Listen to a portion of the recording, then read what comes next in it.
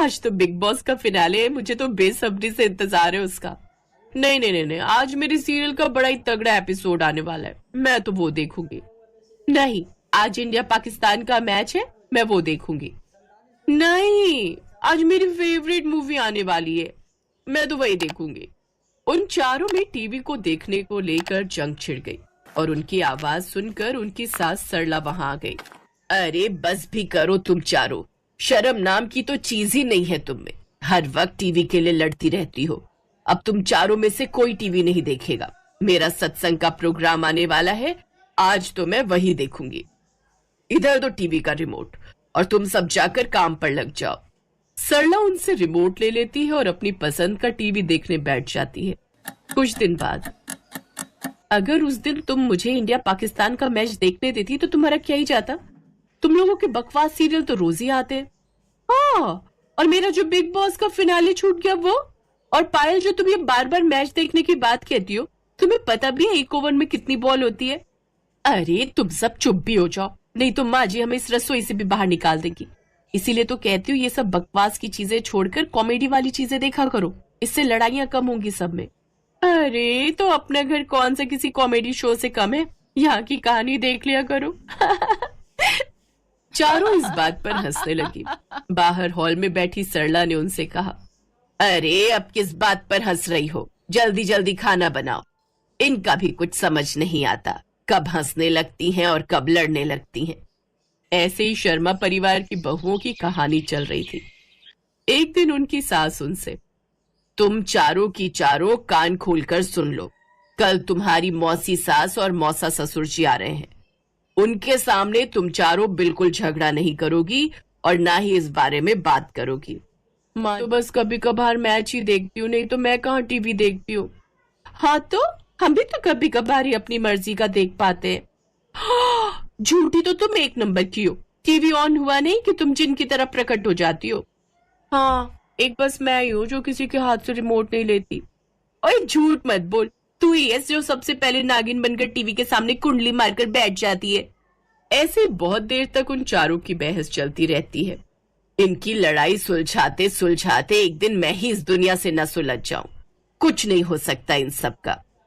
अगले दिन उसकी बहन और जीजा जी उनके घर आते हैं। अरे वाह सरला, तूने घर तो बड़े ही अच्छे से सजा रखा है। अरे ये सब तो मेरी बहुओं का कमाल है, वही सब साफ सफाई रखती हैं। अच्छा, वैसे है कहाँ तेरी चारों बहुएं? रसोई में होंगी और कहाँ जाएंगी, अभी बुलाती हूँ। अरे पायल, टीना, अनुराधा, रूपाली, जल्दी बाहर आओ, देखो मौसी आई है।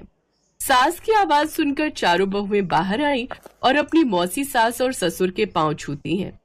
वाह वाह, कितनी संस्कारी बहुएं हैं। रूप, गुण, संस्कार सभी गुण हैं इनमें।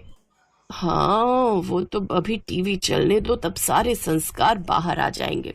तुमने जरूर कोई पुण्य किए होंगे जो इतनी सुशील और अच्छी बहुएं तुम्हें मिली हैं। वो दोनों बातें कर ही रही थी कि तभी अनुराधा आती है। माँ जी, मौसी जी, मौसा जी, चलिए सब खाना खा लीजिए, खाना तैयार है। खाना खाकर मौसी और सासू माँ टहलने चली जाती हैं और मौसा जी बैठकर टीवी देखते हैं। तभी मौके का फायदा उठाकर पायल वहां आती है। मौसा जी, ये आप न्यूज क्यों देख रहे हो? इसमें तो पूरा दिन एक ही खबर बार बार अलग अलग तरीके से सुनाते रहते हैं। वैसे आजकल टेस्ट मैच शुरू होने वाले, वो लगा दीजिए ना। मनोहर चैनल बदल देता है। कुछ देर बाद टीना वहां आती है। अरे क्या फालतू का मैच देख रहे हैं आप? वो स्टार प्लस पर जो नाटक आ रहा है ना, वो चला दीजिए ना, उसमें मेरा पसंदीदा नाटक आने वाला है, आप वो लगा दो, उसमें आज बहू घर से भाग जाएगी। मनोहर एक बार फिर चैनल बदल देता है, लेकिन पायल का मुंह बन जाता है। तभी वहां रूपाली आ जाती है।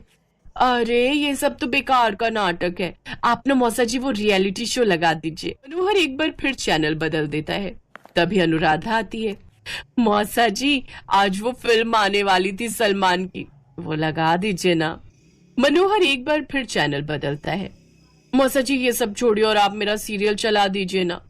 नहीं मैच, नहीं रियलिटी शो, नहीं फिल्म। इस तरह से उन चारों में फिर से लड़ाई शुरू हो जाती है। मनोहर उन्हें चुप करवाने की बहुत कोशिश करता है, लेकिन वो उसकी बात नहीं सुनती। उन बहुओं की आवाज बाहर तक आती है और सरला के कानों में पड़ती है। हे भगवान, लगता है एक बार फिर घमासान छिड़ गया। कैसा घमासान? सरला और मौसी दौड़ती हुई घर की ओर पहुंचती हैं। हे राम, क्या है ये सब? यही तो इन चारों की सबसे बड़ी कमजोरी है, ये टीवी। वैसे ये चारों बहुत अच्छी हैं, लेकिन टीवी में अपनी पसंद की चीज देखने के लिए चारों पागल हैं। अरे तो तुम इन चारों के लिए अलग अलग टीवी क्यों नहीं लगवा देती? मेरे बेटे अशोक से कह के मैं 4 टीवी का इंतजाम करवा देती हूँ। तेरा बहुत बहुत शुक्रिया। उसको बोलना बिल साथ में भेजे, बेटों से कहकर अकाउंट में डलवा दूंगी। अगले दिन मौसी मौसा अपने घर चले जाते हैं और इधर अब चारों बहुओं के कमरे में अलग अलग टीवी होता है, लेकिन उन्हें वो टीवी देखने में मजा नहीं आता। वो सभी कुछ न कुछ मिस करती हैं। अगले दिन सरला अपने कमरे में होती है और उसे हॉल से चिल्लाने की आवाज आती है। वो जल्दी से बाहर आती है। अरे अब क्यों लड़ रही हो तुम सब? अब तो तुम सबका अलग अलग टीवी है। नहीं माँ जी, हमें अब अपनी अपनी पसंद का टीवी 20 मिनट से ज्यादा देखने की आदत नहीं है, और बिना झगड़ा किए तो बिल्कुल नहीं।